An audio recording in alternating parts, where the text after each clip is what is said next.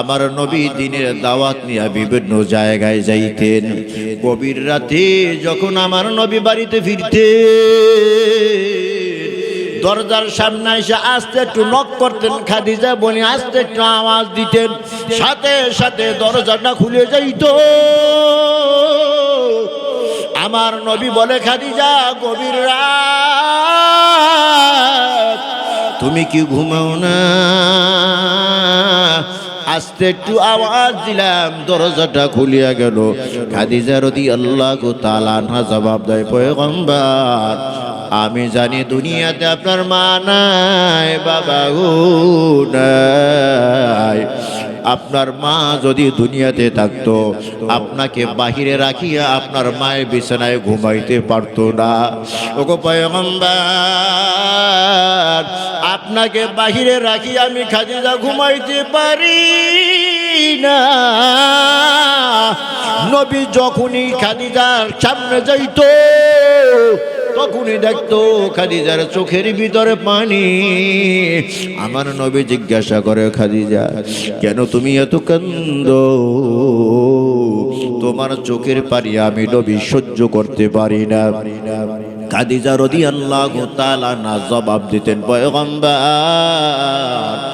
দাওয়াতি কাজে আপনি বাহিরে বেরো হইয়া যান, আমি এই ঘরের ভিতরে একা একা থাকি, তাই কত ভয় হয়। ঘরের ভিতরে আলোয়াতে বাতি আছে, এর বড় বড় ভয় হয়। আর আমার যখন মরণ হবে, ওই অন্ধকার কবরের ভিতরে আমাকে রেখে আসবেন। ওখানে আলো নাই, বাতি নাই, সাথী নাই, বিছানা নাই, বালিশ নাই। ওই অন্ধকার কবরে আমি একা একা কেমন করে থাকবো? ওই কবরের কথা চিন্তা করিয়া আমি চোখের পানি আর ধরে রাখতে পারি না। আমার নবী বলে, খাদিজা তোমার চোখের পানি দেখলে আমিও সহ্য করতে পারি না, কান্নাটা বন্ধ করিয়া দাও। খাদিজা বলে, পয়গম্বর আমার তিনটা আবদার যদি আপনি পুরা করেন তাহলে আমি কান্না বন্ধ করে দেব। এক নম্বর আমার দাবি, আমি যখন মরে যাব আমাকে গোসল দেওয়াইয়া, কাপড় পরাইয়া, আপনার গায়ের একটা জামা আমার গায়ে পরাইয়া দিবেন।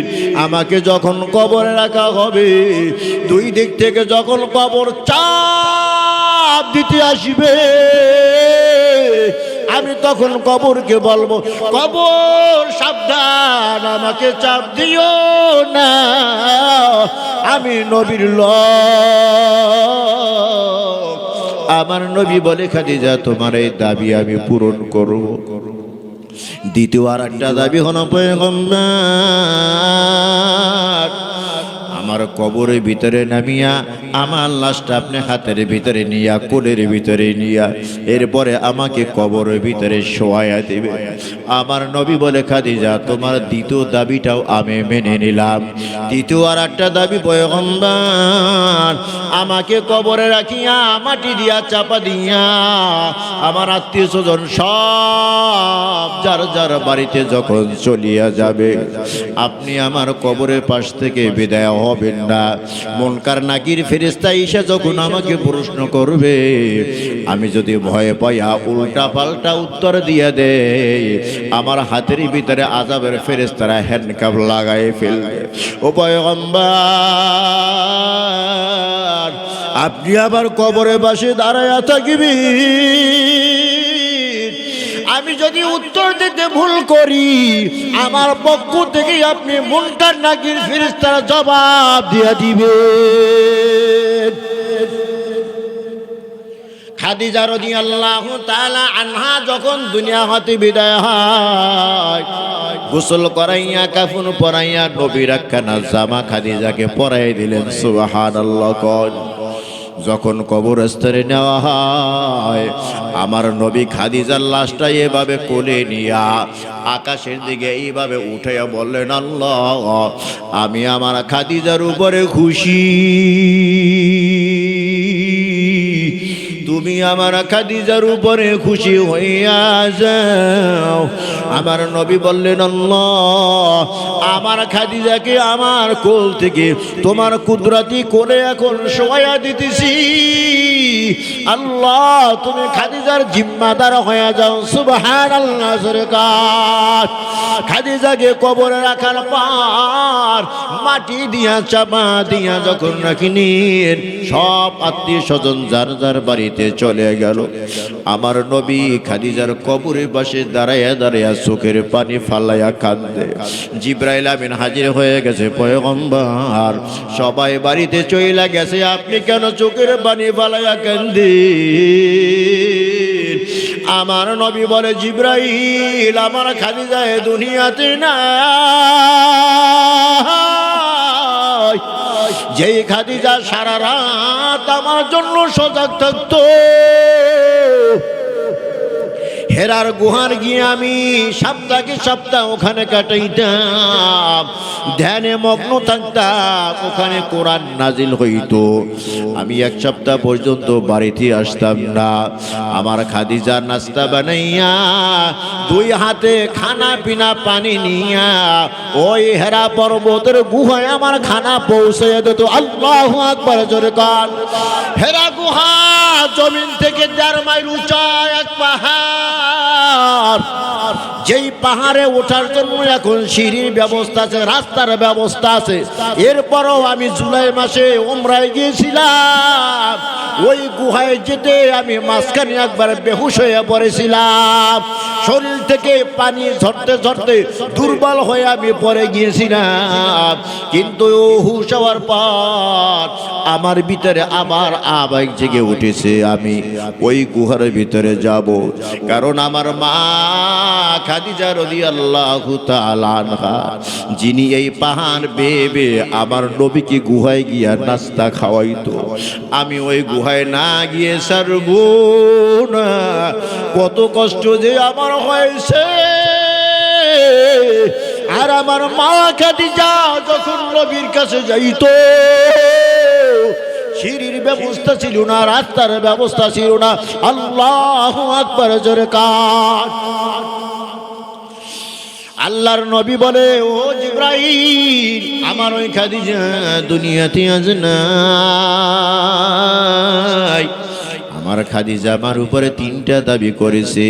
1 নম্বর দাবি আমি পূরণ করেছি, 2 নম্বর দাবি আমি পূরণ করেছি, 3 নম্বর দাবি, মুনকার নাকির ফেরেশতা যদি আমার খাদিজাকে প্রশ্ন করে, জবাব যদি দিতে না পারে, তাহলে তার পক্ষ থেকে আমি জবাবটা দিয়ে দেব। সুবহানাল্লাহ। জোরে কান।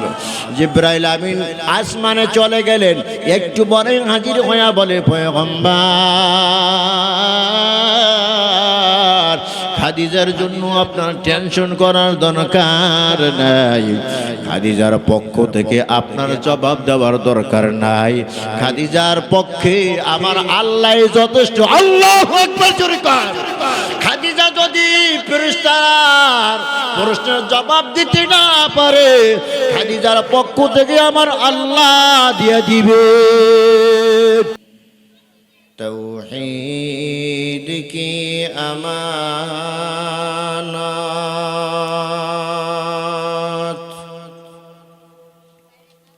सीनों में है हमारा,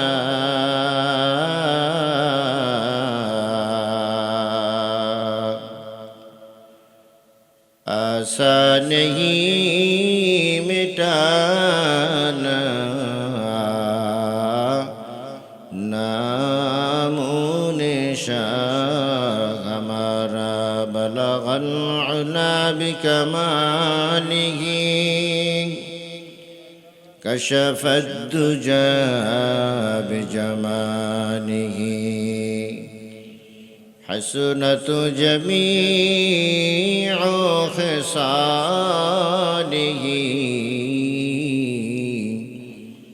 सल्लु अलैहि व आलिहि।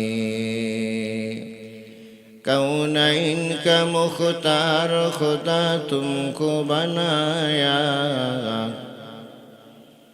कौनैन का मुख्तार खुदा तुमको बनाया, उम्मत का निगाहबान खुदा तुमको बनाया,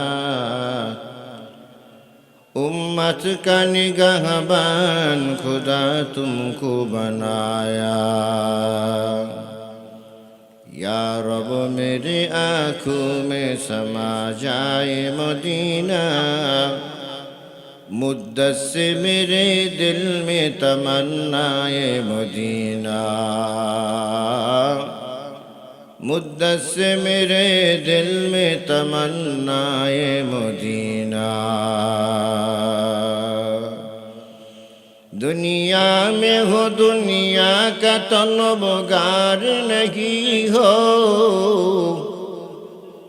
दुनिया में हो दुनिया का तलबगार नहीं हो, बाजार से गुजर हो खरीदार नहीं हो, बाजार से गुजर हो खरीदार नहीं हो। एक चश्मे ज़दन गाफिल ज़ा शाह नबाशी,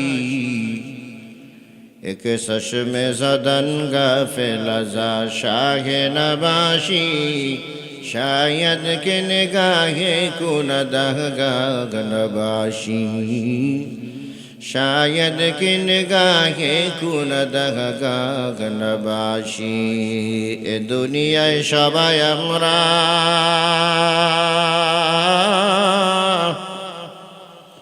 কবরে রই ফিসিঞ্জার,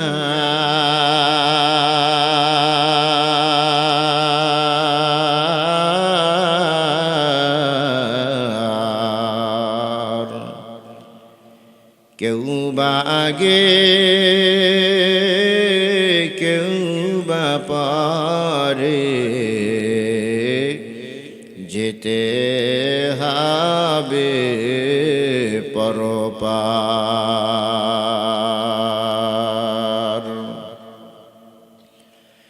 নতুন সাজে সাজিয়ে তোমায়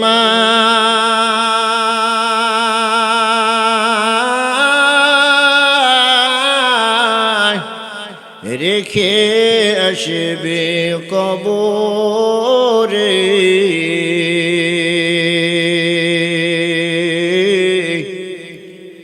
মা বাবা ভাই বোন সঙ্গের সাথী, কেউ যাবে না তোর সাথে, মা বাবা ভাই বোন সঙ্গের সাথী, কেউ যাবে না তোর সাথে। লা ইলাহা ইল্লাল্লাহ, লা ইলাহা ইল্লাল্লাহ, লা ইলাহা ইল্লাল্লাহ, লা ইলাহা ইল্লাল্লাহ, লা ইলাহা ইল্লাল্লাহ, লা ইলাহা ইল্লাল্লাহ, লা ইলাহা ইল্লাল্লাহ, লা ইলাহা ইল্লাল্লাহ, লা ইলাহা ইল্লাল্লাহ, মুহাম্মাদুর রাসূলুল্লাহ।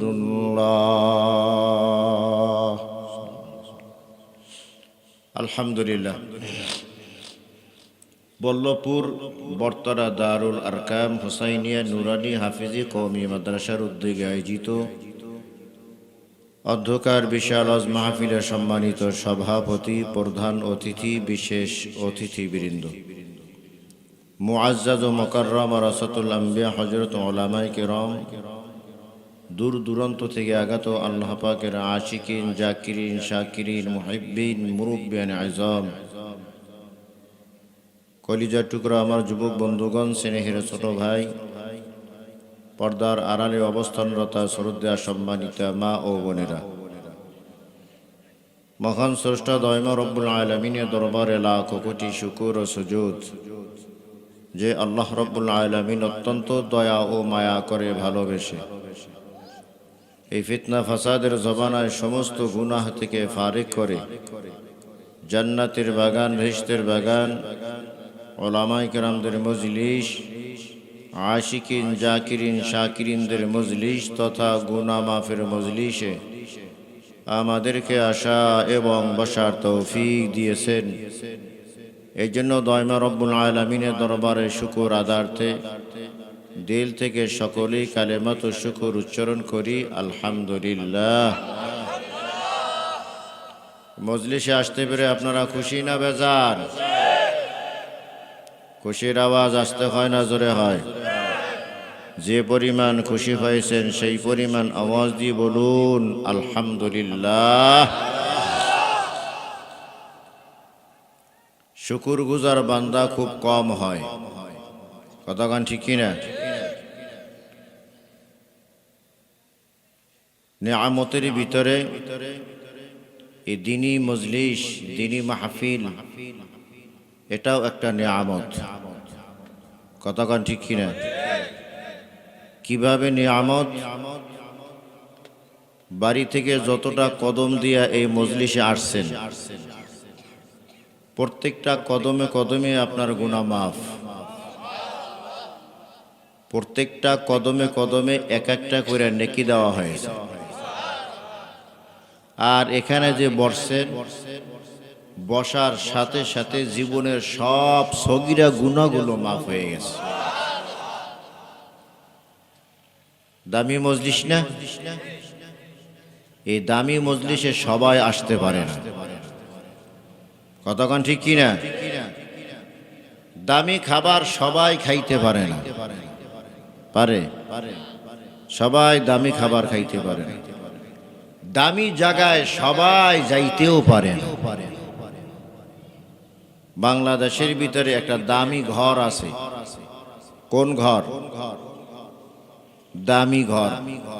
বাংলাদেশের ভিতরে একটা দামি ঘর আছে, ওই ঘরটার জন্য সবাই পাগল। ওই ঘরে বসার জন্য সবাই পাগল। এতে টাকা লাগুক, পয়সা লাগুক, আর জান লাগুক, যা লাগবে সব দিতে রাজি। যদি বলে যে লাশের উপর দিয়ে হেঁটে যাইতে হবে, তাহলে লাশের উপর দিয়া হেঁটে যেতেও রাজি। এরপরও ওই ঘরে গিয়া বসতে সে চায়। এই ঘরটার নাম কি? হ্যাঁ, আরে পাবলিক, সংসদ ভবন। কি? এইবার সবাই কোন ঘর? সংসদ ভবন। আমি ওই ঘরে যাওয়ার জন্য আমার বিরোধী যারা আছে তাদেরকে প্রয়োজন বোধে ক্রস ফায়ারে দিব, কথা কয় না? এরপরও আমার ওই ঘরে যেতে হবে। কেন? ওটা একটা দামি ঘর। কোন ঘর? দামি ঘর। ওই দামি ঘরে চেয়ারে গিয়ে যে বসে সব কিছু তার আয়ত্তে এসে যায়, কথা কয় না? আরো জোরে। কিন্তু সবাই যাইতে পারে? আরো জোরে কান। যাইতে কে না চায়? হ্যাঁ, কেউ গিয়া চেয়ারে বসতে চায়, আর কেউ ঘুরে একটু দেখতে চায়, কথা কয় না? তবে যাইতে চায় সবাই। কিন্তু সবাই যাইতে পারে? সবাই যাইতে পারে? যাইতে পারে না। যে ওখানে যায় সে খুব দামি মানুষ। আখেরাত বাদ দেন, দুনিয়ার দিক থেকে যে ওখানে যায় সে দামি মানুষ। কেমন দামি? যে ঘরটা পানির ভিতরে। কিসের ভিতর? আরো জোরে কর। ঘরের চতুর্পার্শ্বে পানি আছে। আপনার ওই রাজধানীতে গিয়ে দেখা লাগবে না, আপনি এখন ওই টাচ মোবাইল দিয়ে এই ইউটিউবে ঢুকলেই পাইবেন, সংসদ ভবন লেখলেই দেখবেন আসছে। ঘরের চতুর্পাশে কি আছে? পানি আছে। আবার এই ঘরের চতুর্পাশে প্রহরী আছে। কি আছে? আরো জোরে কান। আর্মি, ভিডিআর, র্যাব, পুলিশ, যত বাহিনী আছে চতুর্দিকে এরা বেষ্টন হয়ে দাঁড়ায়। কারণ যারা দামি মানুষ ঢুকেছে তাদের যে কোনো ক্ষয়ক্ষতি না হয়।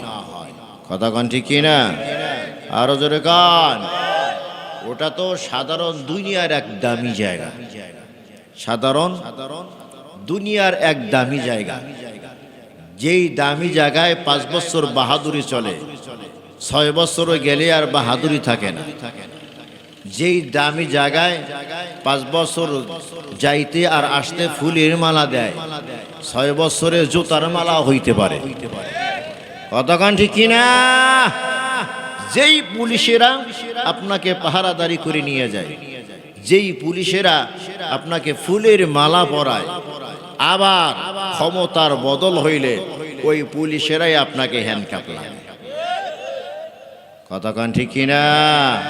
আরো জোরে। কিন্তু দুনিয়ার বুকে কিছু দামি জায়গা আছে, এই দামি ঘরটার চেয়েও বেশি দামি। সুবহানাল্লাহ জোরে কর। এই ঘরটার চেয়েও বেশি দামি। সেই জায়গাটার নাম হলো এই সমস্ত দ্বীনি ওয়াজ মাহফিলের প্যান্ডেল। সুবহানাল্লাহ জোরে কর। যদিও তেমন সাজানো গুছানো না, মানুষও বেশি না, কিন্তু এই প্যান্ডেলটা খুব দামি একটা জায়গা। সুবহানাল্লাহ বলেন। এই দামি জায়গার ভিতরেও সবাই আসতে পারবে না। সবাই আসতে, যার গুনাহ আল্লাহ মাফ করাইতে চান, যাকে আল্লাহ জান্নাত দিতে চান, তাকেই এই সমস্ত দিনে প্যান্ডেলে আসার তৌফিক দান করেন। কতক্ষণ ঠিক কিনা? তো আমরা এখানে যারা এসেছি, আমাদের কতটা দাম যে আমরা এখানে বসার সাথে সাথেই আমাদের জীবনের সব সগীরা গুনাহগুলো মাফ হয়ে গেছে। বাকি রইল কবিরা গুনাহ। বাকি কি রইল? আরো জোরে কান। বাকি হইল কবিরা গুনাহ। গুনাহ দুই প্রকার, এক সগীরা গুনাহ আর এক কবিরা গুনাহ। সগীরা গুনাহ যে কোনো নেক আমল করার সাথে সাথেই আল্লাহ মাফ করে দেন, আর কবিরা গুনার জন্য তওবা শর্ত। কি শর্ত? তওবা শর্ত। ইমাম কুরতুবী রাহমাতুল্লাহি আলাইহি লেখেন, কোন আল্লাহর বান্দা যদি দ্বীনের মজলিসে বসে যায়, কোরআন ও হাদিসের আলোচনা শোনে, আখিরি মোনাজাতের আগে আগে কৃত গুনাহের উপরে তওবা করে 2 ফোঁটা চোখের পানি ছেড়ে দেয়, আল্লাহ রাব্বুল আলামিন তার জীবনের সগীরা কবিরা সব গুনাহগুলো মাফ করে দেয়। আল্লাহ আল্লাহ তু মেরা গফফার है, अल्लाह अल्लाह तू मेरा सत्तार है, अल्लाह अल्लाह तू मेरा माबूद है, अल्लाह अल्लाह तू मेरा माशूक है। তাহলে এটা দামি জায়গা, সবাই আসতে পারে না। কতক্ষণ ঠিক কিনা? ইমান তো আমাদের একেবারে দুর্বল। কচু পাতার উপরে পানি পড়লে যেমন টলমল করতে থাকে, পানি স্থির হতে পারে না। আজকে মুমিন বান্দার ইমান এমন দুর্বল হয়ে গেছে, কখনো বের হয় কখনো ঢোকে, কখনো বের হয় কখনো ঢোকে। কতক্ষণ ঠিক কিনা? অথচ মুসলমানের সব শক্তির উৎস হলো ইমান। ইমান যার যত মজবুত হয়, ইমান যার যত মজবুত হয়, দিনের কাজ সে তত বেশি করতে পারে। গায়ের জোরে ইমানের গায়ের জোরে সে নেক আমল করতে পারে না, ইমানের জোরে বান্দা নেক আমল করতে পারে। গায়ের শক্তি আর কতটুকু? গায়ের শক্তি দিয়ে কিছু হয় না, হয় ইমানের পাওয়ার দিয়া। কিসের পাওয়ার দিয়া? আর জোরে কান ইমানি পাওয়ার, আর ইমানি পাওয়ার জন্য বাড়তে না পারে, এই জন্য সবসময় কাজ করে মিস্টার ইবলিস। কে? আরো জোরে কান মিস্টার ইবলিস কাজ করে মুমিন বান্দার ইমানে পাওয়ার জন্য বাড়তে না পারে, মুমিন বান্দা ইবাদত জন্য বেশি করতে না পারে। এই জন্য শয়তান আদা জল খেয়ে মাঠে নেমেছে। কথা কন ঠিক কিনা? বুড়া মানুষ, একেবারে ধুরধুরা বুড়া, এই জন্য বুড়া মুসল্লি বসে আছে। দেখছেন নি? আপনাদের চেয়ে শক্তি বেশি না কম? কথা কয় না, সোজা হয়ে আরতেও পারে না, ধাক্কা দিলে পড়ে যাবে, কিন্তু একেবারে সামনের কাছে। আল্লাহু আকবার জোরে কান। ইমানে পাওয়ার আছে। কি আছে? ইমানে পাওয়ার আছে তো বুড়া মানুষ জামাতের সাথে নামাজ আদায় করবে মসজিদে গিয়া, সব বেশি না কম? আর জোরে কান। বৃষ্টির মৌসুম, মসজিদে যাইতেছে, জামাতের সাথে নামাজ আদায় করবে, রাস্তা দিয়া হাঁটে, বুড়া পড়িয়া যায়, আবার ওঠে, আবার পরে যায়, আবার ওঠে, আবার পরে যায়, আবার ওঠে। বৃষ্টি যখন একটু বেড়ে গেছে, বুড়া একটা দোকান ঘরে গিয়ে দাঁড়ায় গেছে। বৃষ্টি কমলে আবার কোথায় যাব? আর জোরে কান। তোমার আমার ইমানে তোর পাওয়ার, দুই একটা এভাবে আসার খাইলে বলতাম আজ আর মসজিদে যাব না, এবার বাড়িতে যাই। কথা কান ঠিক কি? বুড়ার ইমানের পাওয়ার বেশি না কম? বেশি বুড়ার ইমানের পাওয়ার। দোকান করে দাঁড়িয়েছে, হঠাৎ দেখি এক যুবক আইসা হাজির হয়ে গেছে। আব্বা কই যাবেন? মসজিদে যাব। কয়েকবার দিয়ে আসার খাইলেন। আসার খাইছি, তাতে কি হয়েছে? মসজিদে গিয়ে জামাতের সাথে নামাজ আদায় করবো। জোরে কান সুবহানাল্লাহ। যুবক বলেন আসেন আমার কোলে আসেন। আল্লাহু আকবার কান। কেন তোমার কোলে উঠবো? আমার কোলে করে আপনাকে আমি মসজিদে পৌঁছে দিব। যুবক বুড়াকে এভাবে কোলে নিয়া মুহূর্তের ভিতরে মসজিদে বারান্দায় পৌঁছে দিল। আল্লাহু আকবার কান। বুড়া মসজিদে পাইয়া বড় খুশি, জিজ্ঞাসা করে বাবা যুবক, কোথা থেকে তুমি এসেছো? তোমার চেহারা তো আমার পরিচিত মনে হয় না, এই এলাকার মানুষ তোমাকে মনে হয় না। কোথা থেকে তুমি এসেছো? কি তোমার নাম? এত সুন্দর, তুমি একটা ভালো কাজ করলা। যুবক বলে চাচা আমি ভালো কাজ করেন মানুষ না। আল্লাহু আকবার। আমি কি কাজ করি না? আমি ভালো কাজ করি না। যত খারাপ কাজ আছে সব কাজগুলো আমি বান্দারে দিয়া করাই। আমি ভালো কাজ করার লোক না। মুরব্বি জিজ্ঞাসা করে তাহলে তোমার পরিচয় দাও। যুবক তখন পরিচয় দেয়, আমার নাম হলো শয়তান। কি নাম? আরো জোরে। মুরব্বি বলে শয়তান তো ভালো কাজ করে না। শয়তান এবার জবাব দেয়, মুরব্বি যা বলেছেন ঠিকই বলেছেন, আমি শয়তান কখনো ভালো কাজ করি না। আমি খারাপ কাজই করেছি। কিভাবে খারাপ কাজ? নামাজ পড়ার জন্য আমাকে সহযোগিতা করেছো, খারাপ কাজ তো হয় নাই। শয়তান জবাব দেয়, না মুরব্বি খারাপ কাজই করেছি, আপনার আরো ক্ষতি করেছি। কিভাবে ক্ষতি করলাম? মুরব্বি যখন আপনি মসজিদের দিকে রওনা হন, রাস্তা পর চলতে গিয়ে আপনি টাস টাস করে জমিনের ভিতরে পড়ে যান, আবার উঠে যান, আবার পড়ে যান, আবার উঠে যান। এরপরও আপনার টার্গেট মসজিদে হাজির হবে। আমার আল্লাহ ফেরেশতাদের সামনে আপনাকে নিয়ে প্রশংসা করতেছে। আল্লাহু আকবার। আল্লাহ আপনাকে নিয়ে প্রশংসা করতেছে। ওই যে এক একটা আসার খান, আসার খাওয়ার সাথে সাথে আপনার দেহ থেকে গুনাহগুলো ঝরিয়া যায়। আল্লাহু আকবার কান। আর আপনার আমলনামার ভিতরে নেকি লেখা হয়। এ অবস্থা দেখি আমি আর সহ্য করতে পারি নাই, কোলে নিয়ে আপনাকে মসজিদে ঢুকাইয়া দিলাম।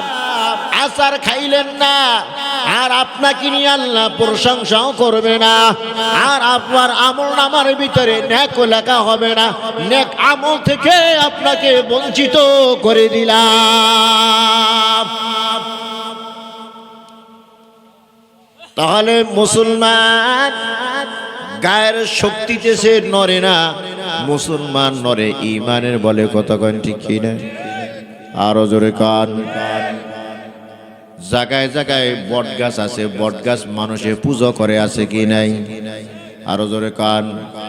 আগে দেখতাম হিন্দুরা করে, এখন মুসলমানেরাও করে, আছে না নাই? বট গাছের পূজা। এলাকার ভিতরে বড় একজন আলেম দেখতেছে মানুষ বট গাছের পূজা করতেছে। কোন গাছের পূজা করে? বটতলা আছে না নেই আপনাদের? হ্যাঁ, এই যে উদাহরণটা দিতেছে, বট গাছের পূজা করতেছে। বট গাছকে গিয়া সে দাদা আলেম মনে মনে ভাবলো, এই যে বট গাছকে পূজা করে, বট গাছকে সিজদা দেয়, এটা তো শিরকি গুনাহ। কি গুনাহ? কোরআন হাদিস দিয়া বুঝাইলে এরা বুঝবি না। আমি এই বট গাছ কেটে ফেলবো।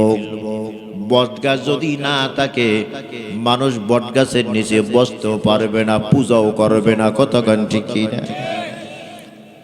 কোমরের ভিতরে গামছা বাঁধিয়া কুড়াল কাদের ভিতরে নিয়ে সরছে কোথায়? বট গাছ কেটে ফেলবে। মিস্টার ইবলিস আমার মতো এভাবে জুব্বা পরা, মাথার ভিতরে পাগড়ি আছে, হাতের ভিতরে তসবিহ আছে, আর এক হাতের ভিতরে লাঠি আছে, আস্তে আস্তে টুকটুক করে হাঁটতেছে। হুজুরের সামনে এসে সালাম দিয়া বলে, হুজুর কোথায় যান? বলে, ওই যে বট গাছ দেখতেছো, বট গাছ কেটে ফেলবো। কেন আপনি বট গাছ কেটে ফেলবেন? তুমি কি জানো না এই বট গাছে মানুষের সিজদা দেয়, বট গাছকে মানুষে পূজা করে, মানুষ সব বেঈমান হয়ে যাইতেছে, এই জন্য বট গাছটা কেটে ফেলবো। বট গাছ কেটে ফেললে মানুষ সিজদাও দিবে না, পূজাও করবে না, মানুষের ঈমানও নষ্ট হবে না। মিস্টার ইবলিস বলে, হুজুর আপনি তো সিজদা দেন না। না, আমি তো সিজদা দেই না, আমি তো কেটে ফেলবো। না, গাছ কাটা যাবে না। আপনি সিজদা না দিলে হইল, আপনার ঈমান তো ঠিক আছে। হুজুর তো হুজুর মানুষ, আলেম মানুষ, সে তো কোরআন হাদিস পড়েছে। নিজে শুধু ঈমান বাঁচাইলেই হবে না, এলাকাবাসীর ঈমানও বাঁচানো এটা একটা আলেমের জিম্মাদারি। এই জন্যই তো মাঝে মধ্যে ওয়াজ মাহফিলের আয়োজন করা হয়, কোরআন হাদিসের আয়োজন করা হয়। বিভিন্ন জায়গা থেকে আলেম উলামা এসে ওয়াজ নসিহত করে মানুষদেরকে গুনার কাছ থেকে বাঁচানোর জন্য। কতক্ষণ ঠিক কিনা? আলেম বলে, না আমি গাছ কেটে ফেলবো, আর মুরব্বী বলে, না গাছ কাটা যাবে না। এক কথায় দুই কথায় তর্ক লেগে গেছে। তর্ক লাগার পরে হাতাহাতি শুরু হয়েছে। এক পর্যায়ে মারামারি শুরু হয়ে গেল। আলেমের তো ঈমানের বড় পাওয়ার। কিসের পাওয়ার রে ভাই? কিসের পাওয়ার? ঈমানের পাওয়ার। আলেমের এমন ঈমানের পাওয়ার, ওই মুরব্বী আলেমকে মারে, আলেমও মুরব্বীকে মারে। মারতে মারতে এক পর্যায়ে আলেম মুরব্বীকে রাস্তার ঢালে ফেলাইয়া কল্লার উপরে ফাড়া দিয়া এরপরে বলে, বল এইবার আমার গাছ কাটতে বাধা দিবি কিনা? নিচ থেকে মুরব্বী বলে, না না, গাছ কাটতে আর তোমাকে বাধা দিব না, আমাকে এইবার তুমি বাঁচতে দাও। বললে, ঠিক আছে তোমাকে ছেড়ে দিলাম। আলেম বলে, ঠিক আছে গাছ কাটতে যেহেতু বাধা দিবা না, আজকে আমি মারতে মারতে দুর্বল, আর তুমি মার খাইতে খাইতে দুর্বল, আগামীকালকে আমি গাছ কাটার জন্য আবার আসবো। আলেমের হাতটা তখন বুড়া ধরিয়া বলে, বাবা মারামারি দরকার নাই, গাছ কাটাও দরকার নাই। মায়ের তো আমাকে কম দিলা না, আমি তো মায়ের কম খাইলাম না। সরু একটা তোমাকে কানে কানে কথা কই। কি কথা? বলে দেখো, সব কিছু করনেওয়ালা জাত হলো একমাত্র আল্লাহ। কে সব কিছু করে? আল্লাহ তাআলা। ও আলেম, বাড়িতে চলিয়া যাও, রাতের বেলা এসের নামাজ আদায় করিয়া উজুর সাথে ঘুমাইয়া যাইবা। ডান কাতে ঘুমাইবা, ডান হাতটা গালের নিচে দিয়া ঘুমাইবা, সুন্নাত তরিকায় ঘুমাইবা। সকালবেলা যখন ঘুম থেকে উঠবা, তোমার বালিশটা যখন উঠাইবা, দেখবা ওখানে কিছু তুমি পাইবা, তোমার সংসারটা ঠিক মতো চলবে।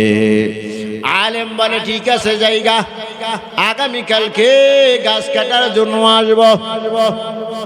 কিন্তু যে আমল বাতায়া দিছে, যদিও আমল বাতায়া দিছে মিস্টার ইবলিস, কিন্তু আমলটা ভালো না খারাপ? আমলটা হলো ভালো।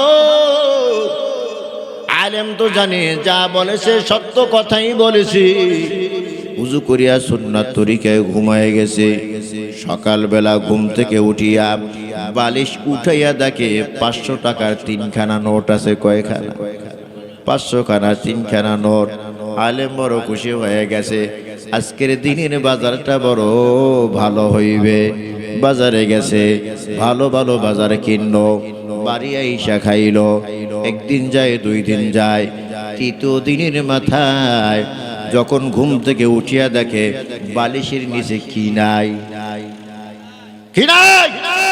বালিশের নিচে টাকা নাই। আলেমের চান্দি করো ওযু বানাইয়া ফজরের নামাজ আদায় করিয়া কোমরের ভিতরে গামছা বাঁধিয়া কাদের ভিতরে কুড়াল নিয়া এইবার বটগাছের দিকে রওনা হয়ে গেল। ওই যে আগের মুরব্বী, সেই মুরব্বীর সামনে হাজির হয়ে গেছে। সাবধান আলেম, এদিকে আসবি না, গাছ তোকে কাটতে দিব না। আলেম তো জানে যে আমার সাথে সে মারামারিতে পারবে না, আমি তো ইমানের পাওয়ারে লড়বো। বুড়া তো আমার সাথে পারবে না, কিন্তু বুড়া জানে আজকে তার ইমানের পাওয়ার আর নাই, আমার সাথে থাকবে না। আজকে সে চোখ রাঙ্গায়া বলে, সাবধান আলেম, একটা কদম সামনে দিবি না, ওই বটগাছ কাটতে আমি দিব না। একবার যায় তর্ক বিতর্ক, মারামারি শুরু হয়ে গেছে। আজকে আর বেশিক্ষণ মারামারি করতে পারে নাই। মুরব্বী আলেমকে একটা থাপ্পড় দিয়া নিচে ফেলাইয়া কল্লার উপরে পাড়া দিয়া চেপে ধরেছে আর বলে, কাটবি নি গাছ? আলেম বলে, না না, আমি গাছ কাটবো না, আমাকে জানে বাঁচতে দাও। জমিন থেকে উঠিয়া দাঁড়াইয়া বলে, মুরব্বী জানতে চাই, সেই দিন 1 ঘন্টা মারামারি করলাম, আজকে 1 ঘন্টার জায়গায় 1 মিনিটও পারলাম না। একটা থাপড় দিলেন আমি সহ্য করতে পারলাম না, জমিনে পড়ে গেলাম। কল্লার উপরে পাড়া দিয়া চেপে ধরলেন, উঠতে পারলাম না। কারণটা কি বলেন? তখন মুরব্বী বলে, আলেম, আমাকে দেখো বড় বুজুর্গ। না, আমি বুজুর্গ না, আমার নাম হলো মিস্টার ইবলিস। খারাপ কাজ করাই এটা হলো আমার পেশা, ভালো কাজের ভিতরে বাধা দেওয়া এটা হলো আমার পেশা। ওই প্রথম যেই দিন তুমি গাছ কাটার জন্য এসেছিলা, তোমার ঈমানের বলে তুমি এসেছিলা। আজকে তুমি ঈমানের বলে আসো নাই, ইমানি চেতনা নিয়ে আসো নাই। আজকে তোমার মেজাজটা গরম, বালিশের নিচে টাকা পাইলা না কেন, এই জন্য তুমি হাজির হয়ে গেছো। 3 দিন তুমি আসো নাই, কেন আসো নাই? 3 দিন বালিশের নিচে টাকা পেয়েছো, এই জন্য তুমি আসো নাই। দুনিয়া তোমার ভিতরে ঢুকিয়ে দিলাম, তোমার ঈমানকে আমি দুর্বল বানায় দিলাম। কথা কয় না? তাহলে মোমেন লড়ে গায়ের শক্তিতে নাকি ঈমানের পাওয়ারে? কিসের পাওয়ারে? বেঈমানদের ভিতরে নবীর সবচেয়ে বড় দুশমন আবু জাহেল। মক্কার সবচেয়ে বড় লিডারের নাম হলো আবু জাহেল। কথা কোন ঠিক কিনা? আমার নবী যখন হিজরত করে মদিনায় চলে যায়, ছোট ছোট দুইটা বাচ্চা হাজির হয়ে গেছে। এখানে কিছু বাচ্চাও আছে না? ইমানের আদের পাওয়ার কত, একটা বেজে গেছে এখনো বসে। ছোট ছোট দুইটা বাচ্চা হাজির হয়ে গেছে। আমার নবীজিকে সালাম দিয়ে বলে, পয়গম্বর আপনার বাড়ি কোথায়? আমার নবী জবাব দেয়, আমার বাড়ি হলো মক্কায়। ও পয়গম্বর আপনার নাম কি? বলে মুহাম্মদ ইবনে আব্দুল্লাহ। ও পয়গম্বর জন্মভূমি মাতৃভূমি মক্কা ছাড়িয়া কেন মদিনায় হাজির হয়ে গেছে? নবী আমার চোখের পানি আর ধরে রাখতে পারলেন না। আমার নবী চোখের পানি ছেড়ে দিয়া বলে, আমাকে আমার মাতৃভূমি আমার জন্মভূমিতে আমার দেশের লোকেরা আমাকে থাকতে দেয় নাই, বিতাড়িত করে দিছে। বলে পয়গম্বর সবচেয়ে আপনাকে কে বেশি কষ্ট দিয়েছে? আমার নবী বলে, সবচেয়ে আমাকে বেশি কষ্ট দিয়েছে আবু জাহেল। কে বলেন? কেমন কষ্ট? আবু জাহেল চেয়েছে আমি যেন দুনিয়া হতে বিদায় হয়ে যাই। জুলুম নির্যাতনের স্টিম রোলার চালাইছে আবু জাহেল আমার উপর। কাবা ঘরের সামনে আমি যখন নামাজি দাঁড়াই, আমার মাওলার কুদরতি পায়ে যখন সিজদায় পড়ে গেলাম, আবু জাহেল তার বাহিনী নিয়া উটের বড় নারী ভুরি আনিয়া আমার মাথার উপরে চাপা দিয়ে দেয়। আমি মাথা তুলতে পারি না, আমার নিঃশ্বাস বন্ধ হইয়া যায়। সাহাবায়ে কেরাম সামনে দাঁড়িয়ে আছে। আবু জাহেল খোলা তরবারি নিয়ে সাহাবীদেরকে বারবার হুঙ্কার দেয়, যদি মুহাম্মাদের মাথার উপর থেকে উটের নারী ভুরি সরাও, দেহ থেকে কল্লাটা আলাদা করিয়ে দিব। জোরে কন্যা নাউজুবিল্লাহ। সাহাবীরা সাহস পায় না। এক সাহাবী বাসায় গিয়ে বলে, ফাতিমা মক্কার বেঈমান না তোমার বাবার মাথার উপরে উটের নারী ভুরি দিয়া চাপা দিয়া রেখেছে, মাথা তুলতে পারি না, তোমার বাবা নিঃশ্বাস নিতে পারে না। ফাতেমা আউলা কেশার পাগল বিষ একটা দৌড় দিয়া মক্কার সামনে হাজির হয়ে গেছে। আমার নবীর মাথার উপর থেকে উটের নারী বুড়ি সরাইয়া ফেল। আর বলে, বাবা কেন তোমার উপরে এত জুলুম নির্যাতন? ফাতেমা ছোট মানুষ, কিছু বুঝি না। সাথে সাথে দুই হাত মালিকের দরবারে তুলে দিয়ে বলে, আল্লাহ আমার নিরপরাধ বাবাকে যারা এত কষ্ট দেয় তাদেরকে তুমি পাকড়াও করো, তাদের তুমি বিচার করো। আল্লাহু আকবার জোরে কান। আমার নবী বলে, ফাতিমা হাতটা নামায়া নাও। তুমি যদি এই বেঈমানদের বিরুদ্ধে বদদুয়া দাও আর তোমার বাবা যদি আস্তে একটু আমিন কয়, সাথে সাথে গোটা মক্কার ভিতরে আগুন লেগে যাবে। আল্লাহু আকবার। আমার নবী বলে, আবু জাহেল আমার উপরে জুলুম নির্যাতন সবচেয়ে বেশি করেছে। দুইটা ছোট ছোট ছেলে, একটা নাম মাআজ আর একটা নাম মুআউযিজ, একেবারে ছোট ছোট দুইটা ৮-৯ বছরের সন্তান। এক ভাই আর এক ভাইয়ের হাতটা ধরিয়া শপথ করিয়া বলে, ওগো পয়গম্বর আল্লাহ তাআলার নামে কসম খাইলাম, যদি কোনোদিন আবু জাহেল আবু লাহাবকে পায়, আমরা দুই ভাই মিলিয়া আবু জাহেলকে হত্যা করে ফেলবো। জোরে কান সুবহানাল্লাহ। তোমার দে মুসলমান হতো মরদে মুসলমান, তোমার দে মুসলমান হতো মরদে মুসলমান, এক হাত মে তলওয়ার এক হাত মে কুরআন, এক হাত মে তলওয়ার এক হাত মে কুরআন, তাওহীদ तौहीद तुसी नाम अमानत है हमारा आसान नहीं मैदान नमो निशा हमारा आसान नहीं मैदान नमो निशा हमारा अल्लाह अकबर गान আমার নবী হিজরত করে মদিনায় চলে গেলেন ইসলামের সর্বপ্রথম যুদ্ধের নাম হলো বদরের যুদ্ধ কোন যুদ্ধ আরো জোরে কান বদরের যুদ্ধ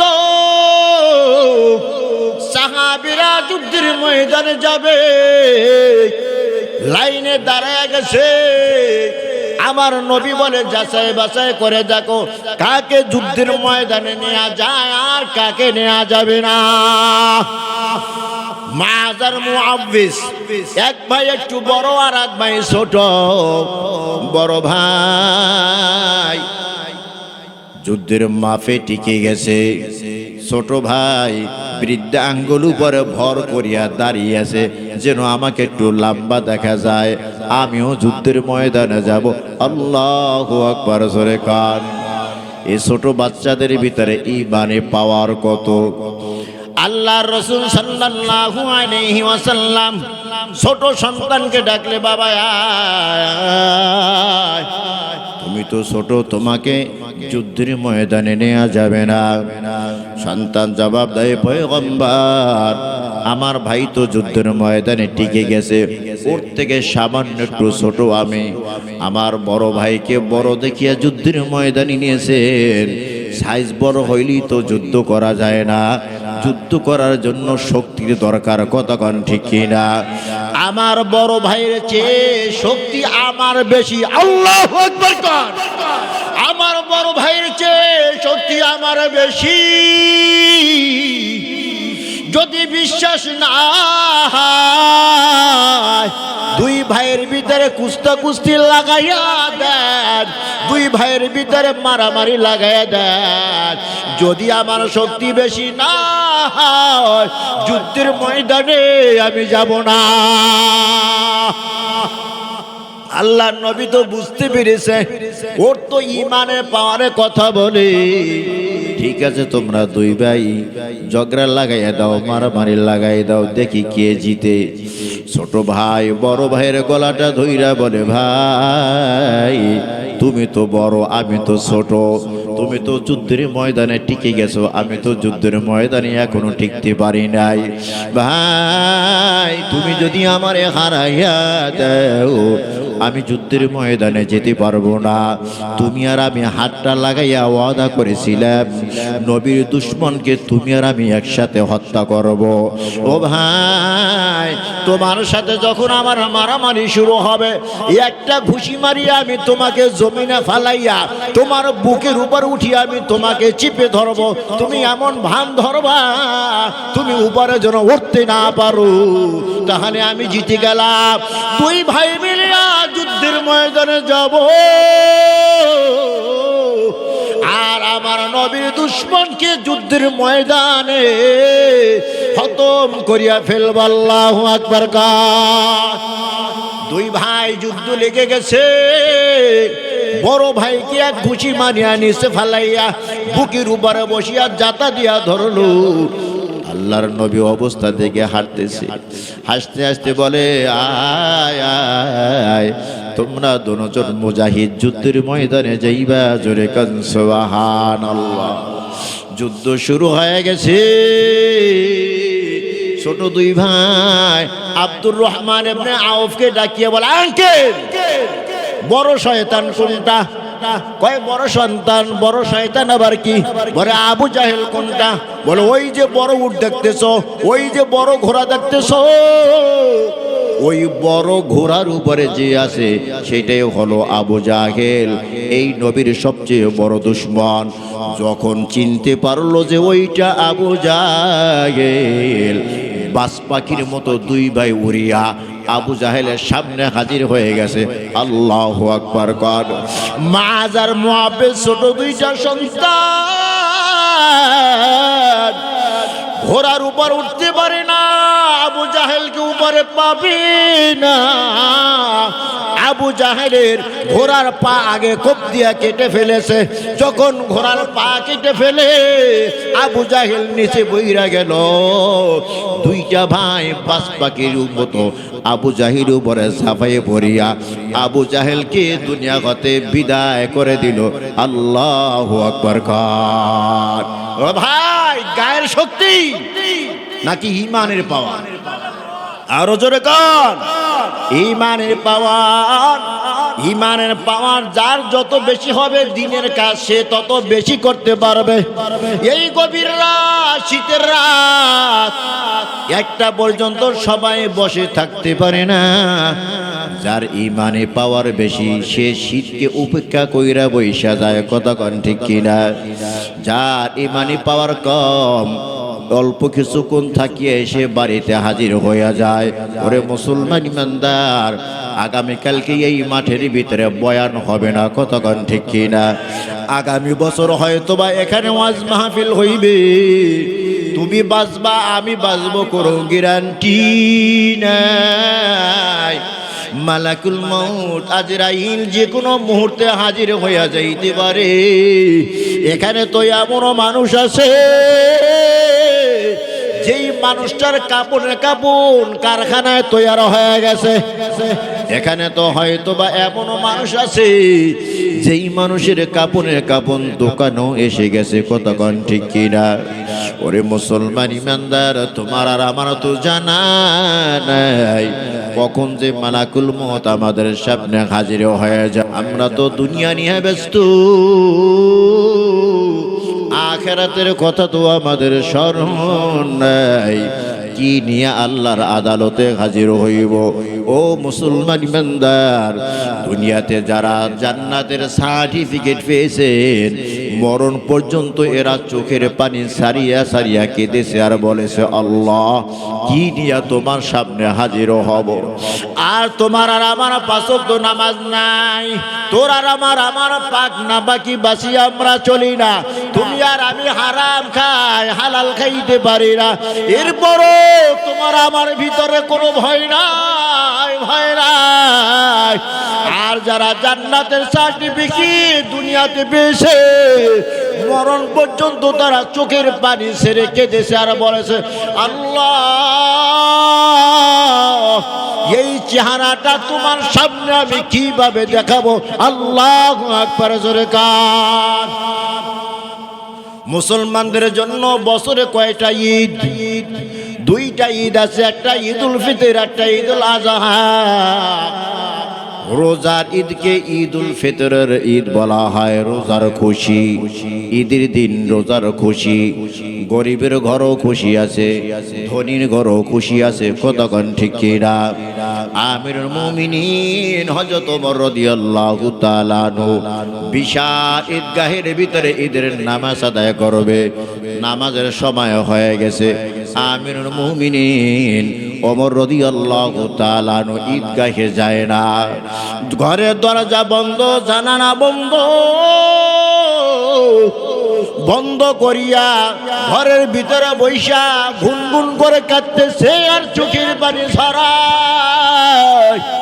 সাহাবীরা হাজির হয়ে গেছে। আবু হুরায়রা রাদিয়াল্লাহু তাআলা আনহু আয়েশা বলে, ওগো আমিরুল মুমিনিন, আজকে তো ঈদের দিন। ঈদের দিন তো মানুষ কান্নাকাটি করে না। গরিবের জন্য আজকে ঈদের দিন, ধনীর জন্য আজকে ঈদের দিন, আপনি কেন কাঁদেন? ওমর রাদিয়াল্লাহু তাআলা জবাব দেয়, রে আবু হুরায়রা, আজকে খুশির দিন তো ওই ব্যক্তির জন্য যার রমজান মাসে 30টা রোজা আল্লাহর দরবারে কবুল হয়ে গেছে, যার রমজান মাসের তিলাওয়াত আল্লাহর দরবারে কবুল হয়ে গেছে, যার রমজান মাসের তারাবির নামাজ আল্লাহর দরবারে কবুল হয়ে গেছে, যার রমজান মাসের দান সাদকা আল্লাহর দরবারে কবুল হয়েছে। ওরে আবু হুরায়রা, আমি ওমরের রোজা কবুল হয়েছে, দান সাদকা কবুল হয়েছে, আমি ওমরের তারাবি কবুল হয়েছে, এর কোনো গ্যারান্টি নাই, কবুলিয়াতের কোনো নিদর্শন আমি পাই নাই। এই জন্য আমি অমর আজকে কাঁদতেছি, আমার জন্য আজকে খুশির দিন না।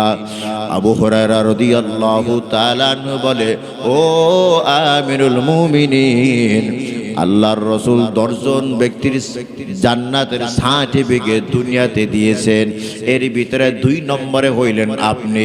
আপনাকে তো আল্লাহ তাআলা জান্নাতের সার্টিফিকেট দিয়েছেন, আপনার আবার কেন ভয়, কেন টেনশন? ওমর রাদিয়াল্লাহু তাআলা চোখের পানি ছেড়ে দিয়া পরে, ওরে আবু হুরায়রা, যেই আল্লাহ খুশি হইয়া আমাকে জান্নাতের সার্টিফিকেট দিয়েছে, ওই আল্লাহ আমার উপর বেজার হইয়া জান্নাতের টিকিট ক্যান্সেল করিয়াও দিতে পারে। যাদের ইবাদত আল্লাহর দরবারে কবুল, জান্নাতের সার্টিফিকেট জানা পেয়েছি, এরপর এরা মরণ পর্যন্ত চোখের পানি ছেড়ে ছেড়ে কেঁদেছেন। মহিলাদের ভিতরে সর্বপ্রথম জান্নাতের সার্টিফিকেট পেয়েছেন আম্মা জান খাদিজা রাদিয়াল্লাহু তাআলা আনহা। এই খাদিজা রাদিয়াল্লাহু তাআলা আনহা কবর চিন্তায় সব সময় কাঁদতেন। ও এলাকার মা বোনেরা, পর্দানিশী মা, কানটা খাড়া করিয়া শোনো রে মা, তোমার আমল কেমন আর খাদিজার আমল কেমন? ইসলাম গ্রহণ করার পর যত সম্পদ ছিল সব নবীকে দান করে দিয়েছে। জোরে কোন সুবহানাল্লাহ। আমার নবী দিনের দাওয়াত নিয়ে বিভিন্ন জায়গায় যাইতেন। গভীর রাতে যখন আমার নবী বাড়িতে ফিরতেন, দরজার সামনে এসে আস্তে একটু নক করতেন, খাদিজা বলে আস্তে একটু আওয়াজ দিতেন, সাথে সাথে দরজাটা খুলে যাইত। আমার নবী বলে, খাদিজা, গভীর রাত, তুমি কি ঘুমাও না? আস্তে একটু আওয়াজ দিলাম, দরজাটা খুলিয়া গেল। খাদিজা রাদিয়াল্লাহু তাআলা আনহা জবাব দেয়, পয়গম্বর, আমি জানি দুনিয়াতে আপনার মা নাই, বাবা গো নাই। আপনার মা যদি দুনিয়াতে থাকতো, আপনাকে বাহিরে রাখিয়া আপনার মায়ের বিছানায় ঘুমাইতে পারতো না। ওগো পয়গম্বর, আপনাকে বাহিরে রাখি আমি খাদিজা ঘুমাইতে পারি না। নবী যখনই খাদিজার সামনে যাইতো, তখনই দেখতো খাদিজার চোখের ভিতরে পানি। আমার নবী জিজ্ঞাসা করে, খাদিজা, কেন তুমি এত কান্দো? তোমার চোখের পানি আমি নবী সহ্য করতে পারি না। খাদিজা রাদিয়াল্লাহু তাআলা না জবাব দিতেন, পয়গম্বর, দাওয়াতি কাজে আপনি বাহিরে বের হইয়া যান, আমি এই ঘরের ভিতরে একা একা থাকি, তাই কত ভয় হয়। ঘরের ভিতরে আলোয়াতে বাতি আছে, এর বড় বড় ভয় হয়। আর আমার যখন মরণ হবে, ওই অন্ধকার কবরের ভিতরে আমাকে রেখে আসবেন। ওখানে আলো নাই, বাতি নাই, সাথী নাই, বিছানা নাই, বালিশ নাই। ওই অন্ধকার কবরে আমি একা একা কেমন করে থাকবো? ওই কবরের কথা চিন্তা করিয়া আমি চোখের পানি আর ধরে রাখতে পারি না। আমার নবী বলে, খাদিজা, তোমার চোখের পানি দেখলে আমিও সহ্য করতে পারি না, কান্নাটা বন্ধ করিয়া দাও। খাদিজা বলে, পয়গম্বর, আমার 3টা আবদার যদি আপনি পুরা করেন তাহলে আমি কান্না বন্ধ করে দেব। 1 নম্বর আমার দাবি, আমি যখন মরে যাব, আমাকে গোসল দাওয়াইয়া, কাপন পরাইয়া, আপনার গায়ের একটা জামা আমার গায়ে পরাইয়া দিবেন। আমাকে যখন কবরে রাখা হবে, 2 দিক থেকে যখন কবর চাপ দিতে আসবে, আমি তখন কবরকে বলবো, কবর সাবধান, আমাকে চাপ দিও না, আমি নবীর লোক। আমার নবী বলে, খাদিজা, তোমার এই দাবি আমি পূরণ করব। দ্বিতীয় আর একটা দাবি হলো পয়গম্বর আমার কবরের ভিতরে নামিয়া আমার লাশটা আপনি হাতের ভিতরে নিয়া কোলের ভিতরে নিয়া এরপরে আমাকে কবরের ভিতরে শোয়ায়া দেবে। আমার নবী বলে খাদিজা তোমার দ্বিতীয় দাবিটাও আমি মেনে নিলাম। দ্বিতীয় আর একটা দাবি পয়গম্বর আমাকে কবরে রাখিয়া মাটি দিয়া চাপা দিয়া আমার আত্মীয় স্বজন সব যার যার বাড়িতে যখন চলিয়া যাবে আপনি আমার কবরের পাশ থেকে বিদায় হবেন না। মুনকার নাকির ফেরেশতা এসে যখন আমাকে প্রশ্ন করবে আমি যদি ভয়ে পাইয়া উল্টা পাল্টা উত্তর দিয়ে দেই আমার হাতের ভিতরে আযাবের ফেরেশতারা হ্যান্ডকাপ লাগায় ফেলবে। ও পয়গম্বর আপনি আবার কবরে পাশে দাঁড়ায়া থাকিবেন, আমি যদি উত্তর দিতে ভুল করি আমার পক্ষ থেকে আপনি মুনকার নাকির ফেরেশতারা জবাব দিয়ে দিবেন। খাদিজা রাদিয়াল্লাহু তাআলা আনহা যখন দুনিয়া হতে বিদায় হয় গোসল করাইয়া কাফন পরাইয়া নবীর একখানা জামা খাদিজাকে পরাই দিলেন। সুবহানাল্লাহ। যখন কবরস্থানে নেওয়া হয় আমার নবী খাদিজার লাশটা এভাবে কোলে নিয়া আকাশের দিকে এইভাবে উঠাইয়া বললেন আল্লাহ আমি আমার খাদিজার উপরে খুশি, তুমি আমার খাদিজার উপরে খুশি হইয়া যাও। আমার নবী বললেন আল্লাহ আমার খাদিজাকে আমার কোল থেকে তোমার কুদরতি করে এখন শোয়া দিতেছি, আল্লাহ তুমি খাদিজার জিম্মাদার হয়ে যাও। সুবহানাল্লাহ। সরকার খাদিজাকে কবরে রাখার পর মাটি দিয়া চাপা দিয়া যখন রাখিলেন সব আত্মীয় স্বজন যার যার বাড়িতে চলে গেল। আমার নবী খাদিজার কবরের পাশে দাঁড়াইয়া দাঁড়াইয়া চোখের পানি ফালাইয়া কাঁদে। জিবরাইল আমিন হাজির হয়ে গেছে। পয়গম্বর সবাই বাড়িতে চইলা গেছে, আপনি কেন চোখের পানি ফালাইয়া কাঁদেন? আমার নবী বলে জিবরাইল আমার খাদিজা এ দুনিয়াতে না, যেই খাদিজা সারা রাত আমার জন্য সজাগ থাকতো, হেরার গুহার গিয়ে আমি সপ্তাহে সপ্তাহ ওখানে কাটাইতাম, ধ্যানে মগ্ন থাকতাম, ওখানে কোরআন নাজিল হইতো। আমি এক সপ্তাহ পর্যন্ত বাড়িতে আসতাম না। আমার খাদিজা নাস্তা বানাইয়া দুই হাতে খানা পিনা পানি নিয়া ওই হেরা পর্বতের গুহায় আমার খানা পৌঁছে দিত। আল্লাহু আকবার। জোরে কান। হেরা গুহা জমিন থেকে 1.5 মাইল উঁচা এক পাহাড়, যেই পাহাড়ে ওঠার জন্য এখন সিঁড়ির ব্যবস্থা আছে, রাস্তার ব্যবস্থা আছে। এরপরও আমি জুলাই মাসে উমরায় গিয়েছিলাম, ওই গুহায় যেতে আমি মাঝখানে একবার বেহুশ হয়ে পড়েছিলাম, শরীর থেকে পানি ঝরতে ঝরতে দুর্বল হয়ে আমি পড়ে গিয়েছিলাম। কিন্তু হুশ হওয়ার পর আমার ভিতরে আবার আবেগ জেগে উঠেছে, আমি ওই গুহার ভিতরে যাব। কারণ আমার মা খাদিজা রাদিয়াল্লাহু তাআলা আনহা যিনি এই পাহাড় বেয়ে বেয়ে আমার নবীকে গুহায় গিয়া নাস্তা খাওয়াইতো, আমি ওই গুহায় না গিয়ে সারবো না। কত কষ্ট যে আমার হয়েছে। আর আমার মা খাদিজা যখন নবীর কাছে যাইতো সিঁড়ির ব্যবস্থা ছিল না, রাস্তার ব্যবস্থা ছিল না। আল্লাহু আকবার। জোরে কান। আল্লাহর নবী বলে ও জিবরাইল আমার ওই খাদিজা দুনিয়াতে আজ নাই। আমার খাদিজা আমার উপরে 3টা দাবি করেছে। 1 নম্বর দাবি আমি পূরণ করেছি, 2 নম্বর দাবি আমি পূরণ করেছি, 3 নম্বর দাবি মুনকার নাকির ফেরেশতা যদি আমার খাদিজাকে প্রশ্ন করে জবাব যদি দিতে না পারে তাহলে তার পক্ষ থেকে আমি জবাবটা দিয়ে দেব। সুবহানাল্লাহ। জোরে কান। জিবরাইল আমিন আসমানে চলে গেলেন, একটু পরে হাজির হয়ে বলে পয়গম্বর খাদিজার জন্য আপনার টেনশন করার দরকার নাই, খাদিজার পক্ষ থেকে আপনার জবাব দেওয়ার দরকার নাই। খাদিজার পক্ষে আমার আল্লাহ যথেষ্ট। আল্লাহু আকবার জোরে কর।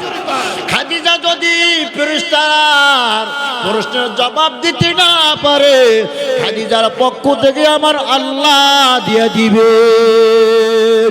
ও মুসলমান ইমানদার, তাদের ভিতরে ছিল আল্লাহর ভয়, তারা আখিরাতকে নিয়ে ফিকির করত। আজকে তুমি আর আমি দুনিয়ার জন্য এমন পাগল হই না, আখিরাতের ফিকির তোমার আর আমার ভিতরে নাই। মাঝে মাঝে একটু চক্ষুটা বন্ধ করিয়া যে কোনো একটা সময় নির্জনে তুমি বইসা যাও। এর যুবক ভাই, যুবকেরা এখন বেশি মরে, বুড়ার চেয়েও বেশি মরে। তুমি এখন একটা কোনায় ভিতরে বইসা একটু মোরাকাবার হালাতে চইলা যাও। ভাই, আমার এখন মরণ হয়ে গেল, আজরাইল আমার জানটা কবজ করে ফেলেছে, আমার বিবি আমার থেকে দূরে সরে গেছে। যেই বিবি আমার কাছে ঘুমাইতো, এখন আর আমার বিবি আমার কাছে ঘুমাইতে চাই না। যেই সন্তান আমার গলা ধরিয়া ঘুমাইতো, ওই সন্তান এখন আমার কাছে আসতে বড় ভয় পায়। নরম বিছানা ছাড়া আমি ঘুমাইতে পারতাম না, নরম বালিশ ছাড়া আমি ঘুমাইতে পারতাম না। আজকে আমার নরম বিছানা থেকে হাতে হাতে ধরিয়ে আমাকে বাড়ির বাহিরে বাইরে করিয়া দেয়, ঘর থেকে বের করিয়া দেয়। ওই যে উঠানে আঙ্গিনে আমাকে শোয়া রাখলো, নরম বিছানা তো দূরের কথা, আমাকে একটা শক্ত তোষকও বিছিয়ে দেয় নাই। নরম বালিশ ছাড়া আমি ঘুমাইতে পারতাম না, নরম বালিশ তো দূরের কথা, শক্ত একটা বালিশও আমার মাথার নিচে দিবি না। সাধারণ একটা চাদর দিয়ে আমাকে ঢেকে রাখবে। আমার ছেলে কাঁদবে, আমার মেয়ে কাঁদবে, আমার বিবিরা কাঁদবে। এক ছেলে আমার কাপুনে কাপুন আনার জন্য বাজারে দৌড়ায়, আর এক ছেলে বাঁশ কাটার জন্য দৌড়ায়, আর আত্মীয় স্বজনেরা বড়ই পাতা আনার জন্য দৌড়ায়। প্রত্যেকেরই একটা টার্গেট, আমাকে তাড়াতাড়ি কবরের বাড়িতে পৌঁছিয়ে দিবে। আমাকে গোসল দাওয়াইয়া তিনখানা সাদা কাপড় দিয়া প্যাকেট বানাইয়া অন্ধকার কবরে যাত্রী বানিয়ে দিল। ছেলে আমার সাথে হইল না, মেয়ে আমার সাথে হইল না, বিবি আমার সাথে হইল না। আমার ঘর, আমার বাড়ি, আমার ব্যবসা, আমার জায়গা, আমার জমি কিছুই আজ আমার না, সব পরের হয়ে গেল। আমার কি আছে? আমার ঈমান আছে আর আমার নেক আমল আছে। আমি নিজ হাতে যেই দান সদকা করে দিয়েছি ওইটা আমার আছে, আর সব কিছু পরের হয়ে গেছে। কতক্ষণ ঠিক কিনা? এ বাবা, এভাবে যদি দৈনিক একটা সময় তুমি মুরাকাবা করতে পারো, দেখবা তোমার দুনিয়ার মুহাব্বত অন্তর থেকে উঠে যাবে। দেখবা তোমার আমল সুন্দর হয়ে যাবে, পাঁচ ওয়াক্ত নামাজি হইয়া যাইবা। আল্লাহ তাআলা আমাদেরকে পাঁচ ওয়াক্ত নামাজি বানায় দেন, জোরে কোন আমিন। আল্লাহ তাআলা আমাদেরকে বেশি বেশি ইবাদত করার তৌফিক দান করেন, জোরে কোন আমিন। আলহামদুলিল্লাহি রাব্বিল আলামিন। ربنا ظلمنا أنفسنا وإن لم تغفر لنا وترحمنا لنكونن من الخاسرين. ربنا آتنا في الدنيا حسنة وفي الآخرة حسنة وقنا عذاب النار. ربنا لا تزغ قلوبنا بعد إذ هديتنا وهب لنا من لدنك رحمة إنك أنت الوهاب.